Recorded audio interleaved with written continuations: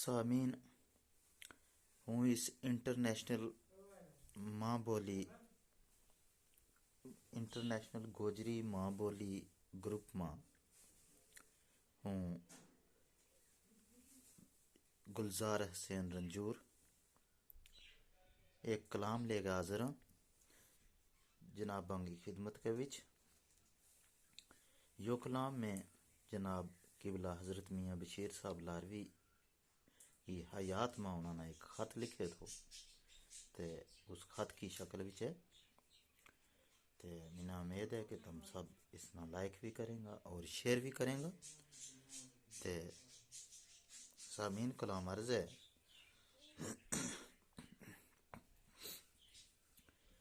N عرض سنو میاں صاحب قبلہ طبیعت منڈتے ہیں بے تاب میری،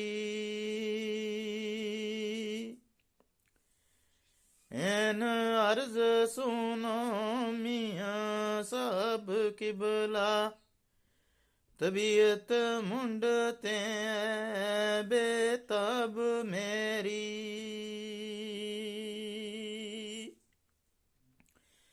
تے خواباں وچ رہو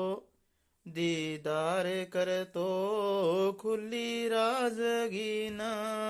کتاب میری،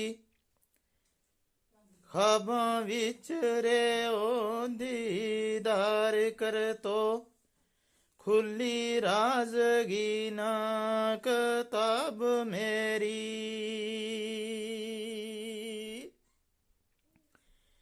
دل اور تے نظر کچھ اور لبے نظر دسے یو راز بے صاب میری، دل اور تے نظر کچھ اور لبے نظر دسے یو راز بے صاب میری، تے گلزار نے دل رنجور کیو سنو رازگی گل جناب میری، گلزار نے دل رنجور کیو تے سنو رازگی گل جناب میری،